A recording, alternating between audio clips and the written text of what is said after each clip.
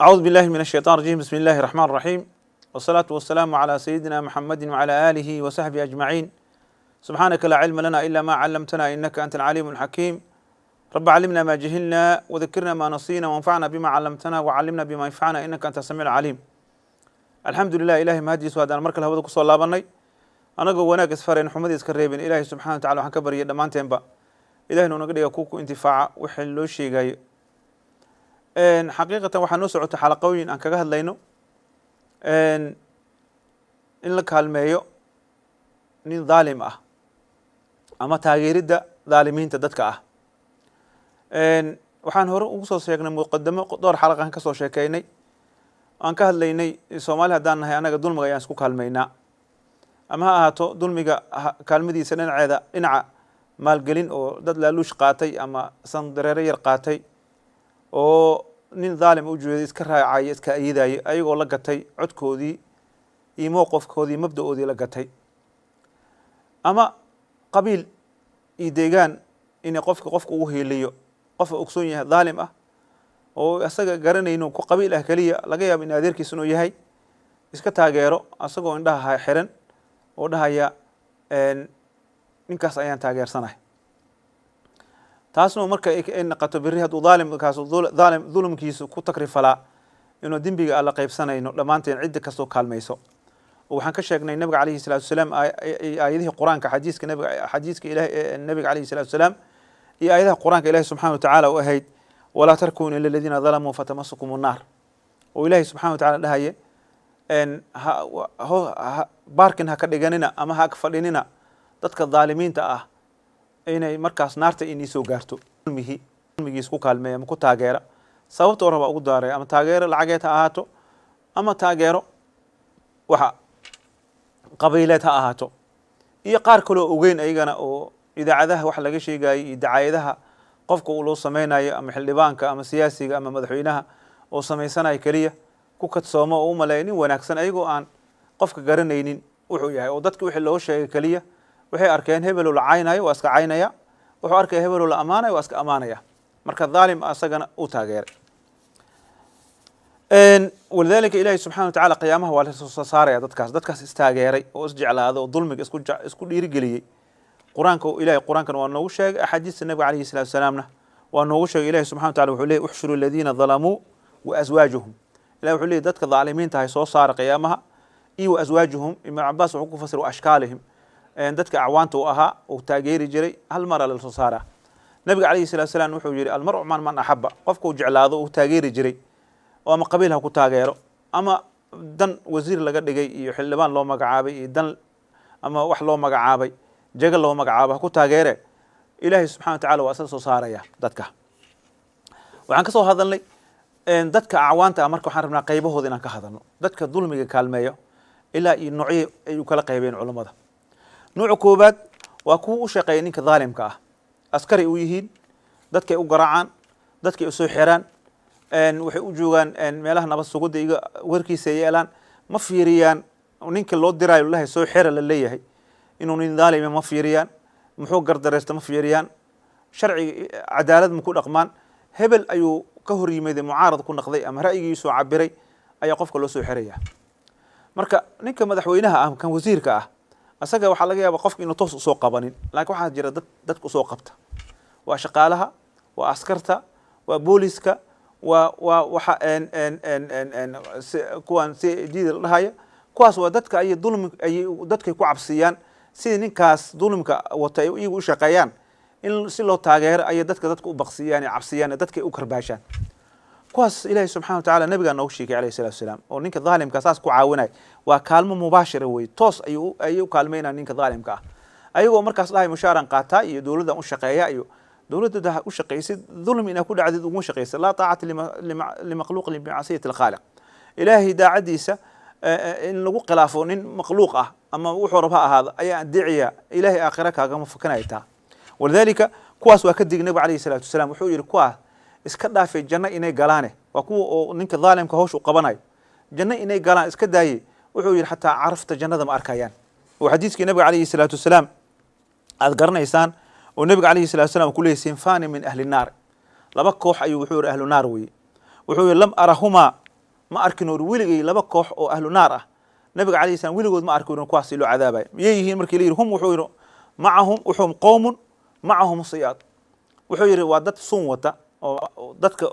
محوش سمينا يعني وحير كأذناب البقر وسيدي سنتي أو بقر لوضو كلا صومن أي وتان وحير يضربون بها الناس دتك يكون قراعة يعني حديث العلماء waxay ka fahmeen dadkaas waa dadka askarta u shaqeeyay dadka xukaamta ah oo jaa'iriinta oo dhaalimiinta ah dadkay garaacayaan ululay wataan xabsi gelinayaan hadii u sheeg macnaha ka adnaabi baqara li yiri laakiin hadda xabsi uu ku gelinaya wuxuu ku leeyahay ana CID ahay askari aan ahay ciidankaas aan ahay gurigu dadka habeenka kala baxaya asoo isku maleeyo in wax wanaagsan sameeyay maxaa dhacay wuxuu leeyahay dhaalimkii ay soo amray wuxuu nabiga kaleey salaam sinfigaas waa koox uu yiri iimaan doonta ummadeeda kamida oo aan wiligood arkin oo naarta si lagu cadaabayo waxa kamid wuxuu yiri qoladaas Soomaaliya wataan dadkay garaacayaan ama dadkay xirayaan xataa lagu fasiri karaa macnaha caamka hadda casriga ah iyo wuxuu yiri wanisaa'un kaasiyaatin caariyaatin maa'ilaatin mubilaat iyo gabdho wuxuu yiri dhar inay xirin u malayso oo dirciye iska xirin laakiin wuxuu yiri caariyaad way dhar inay xirinta u malaysa laakiin dharkii ay xirinta ama ku dhagan yahay dharka cawradeeda laga sifeyn karaa ama dirac garanaysa oo caloosheeda wuxuu ku yeelay ayaa la arkaya jirkeeda la arkaya kuwaas wuxuu nabiga kaleey salaatu wasalaam la yadkhuluna aljannata labada sifo jannada ma galayaan wuxuu wala yajidna riihaha hatta arafteeda ma arkayn nabiga kaleey salaam jannada wa in riihaha la yujadu fi masirati kada wa kada hadith muslim soo saaray wuxuu leeyahay jannada intaasoo kiiloomitir ka arafta qoladan waxa leeyahay ma u arfaysa hatta macnaha waa ka sii foogtaa naarta meesha ugu dambaysa ayay ku jiraan حلي مركز دتك ظالم كوشقينا يو ورنين ظلم أهيا لجوجو درن حق أولادها إنها تراهد ميا معي رزق إلها هيا إنها تراهدين ما لحظة دتك أذيك سنة يان أو شقالها هو أو ظلم كنت كالمين هدينا وراني مسلم عن المسلم محاكا قالي محلوها يا قف كان وزيرك عدالة دويرة قف كان محلوه حري وزيرك عدالة ده مركز دت لسه حرو إنه حبس يد بوغض عمر بن الخطاب رضي الله عنه دتك كنترول إنه يورنين كان محوك حريم محيالي هل هبين ونين ظلم اللي حرو وإلهي وبريو وأديك أدكت ما أنت كرسي كفر إذا أما أديك أسكرتها جراد الله ذا إلهي سبحانه وتعالى دعاديس وأقبل يا وحجري ليس بينه وبينه حجاب ولذلك ودنكم حلال ليه محابر بري ظلمي أسكتها غيرنا ظلمي أنا أسكت قرب سينا عذابكم مركو أنا وضع على كل جين ما ننكسر كان كيسنا كي وناق أملين كوح من حون كونا قنا كوسا صعدنا أصلا وحنا قنا إلهك ساس درادت وحلي ورظلم يا أسكوك هالمين إنه النبي عليه الصلاة والسلام نينك ظلم قد أسكوك هالميسان وحول هدار نينك ظالم كأنا قعنتي سقبت هذا إني دارك هي والظالم أركي سيدنا النبي عليه الصلاة والسلام حديثك وحليه أن أنس وحول انصر أخاك ظالما أو مظلوما وحول ولالك هدو ظالم يدون لقى قردرين هدو قردرين كالمي وحول نينك ظالم كسأو كالمينا وحول تمنعه تحجزه وتمنعه عن الظلم ظلمك كممنوع عيسى على ولا إن هذه روحا قلدوي ساس على الدنيا لكن وزيرك عدالتي كي أمني هاسته إيو كل قد مدحذا سلك بقى يعني محل كرسي يسوق بقى كلي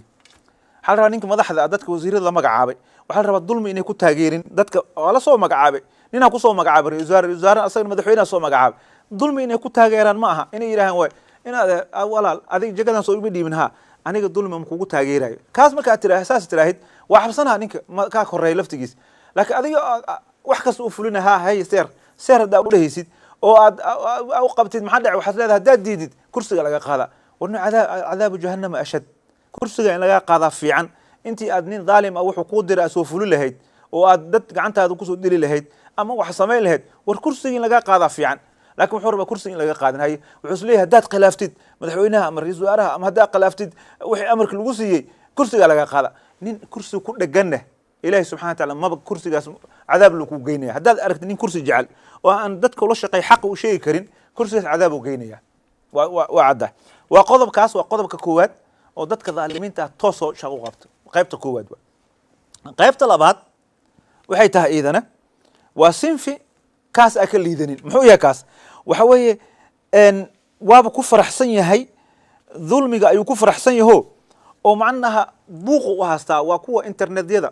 تيفيد وصوف فريستو والله وزارتها صوف عنده وزيرك صوف عنيا مدحوينها صوف عنيا نين كانت برلمانك وافي عنيا وشهادة زورك وبقرافك وهاستو ووبسايديد وفرتي ودهايو نينكاس isoo og in adeerkiisa ama lacag lagu soo siiyo liiri aan kuwan cayaan kala sheegay kale oo dadka inay cayaan ninkaas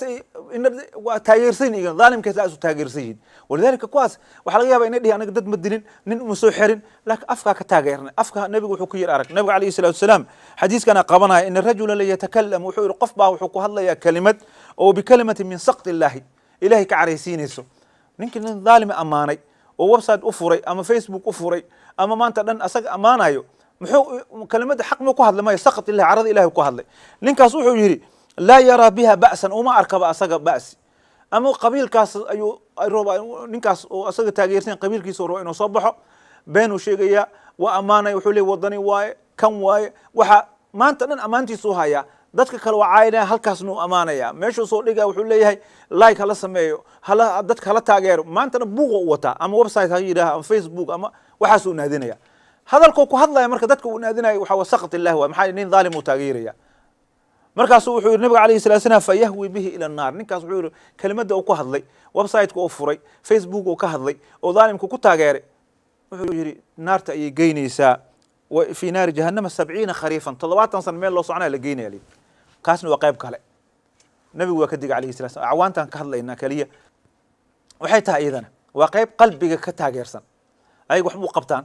laakiin markuu arnin dhaalim oo qabiilkooda markuu soo garo ama nin uu aqaanin waay ma qabiilka dhan uu taqaanid adiga hadan dadka madaxda anoo ahnaga hatta ninkan igu qabiilka ma aqaan maxay meel lama cunin wax mala safrin ma aqaan qabiil ila wata kaliya marka qalbigu wuxuu ku jecel yahay reer hebel inay xukun ka qabtaan bas wuxuu ku leeyahay hebel maxaa hadii qabtaan wuxuu leeyahay nacfi ay soo gaar doon laakiin wuxuu leeyahay la qalin ma ku taageerayo wax ma ku taageerayo uma shaqeeyo toos hoos ugu ma qabto dhaalimka laakiin wuxuu ka taageersan yahay kaliya qalbiga oo hebel markuu soo galo iska naxa mucaarad way qalbigu mucaarad ka yahay ama markii meel la sheegay naga daay waxa soo kuleeyahay waxaan dawlad ma jirtay maalinku qabiilkiisa soo maalinku wadanka nin qabiilkiisa soo garo war dawladda waxa way hala taageero waxa soo leeyahay dadka adiga amaan iyo waxa soo wado laakiin على الأقل qalbigiisa ayaa ilaahay og yahay qalbiga ilaahay subhanahu wa ta'ala og yahay walaalkaas waxa way waxa leeyahay xasada ku jiro cudurku xasadka weey reer hebel in maxay wax u naqanayeen uu leeyahay ولذلك النبي عليه الصلاه والسلام حديثkiisa qabana la yu'min ahadukum hatta yuhibbu li akhihi ma yuhibbu li nafsihi Soomaaliya daana xasadkaas aan ugu badan aad baan ugu badan yahay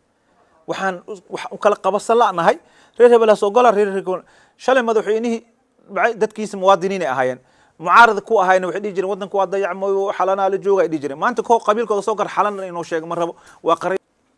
sinfiga marka aan waxaan wadahayay qalbiga ka jecel hebel inuu madaxweyne noqdo ama hebel inuu wasiir noqdo hebel inuu noqdo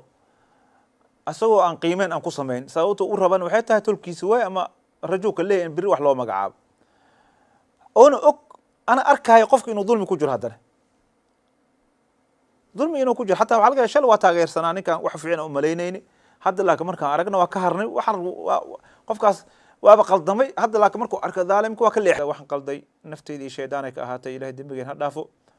haddaan saxna tawfiiqda ilaahay subhanaka allah wa bihamdika ashhadu an la ilaha illa anta astaghfiruka wa atubu ilayh والسلام عليكم ورحمة الله وبركاته.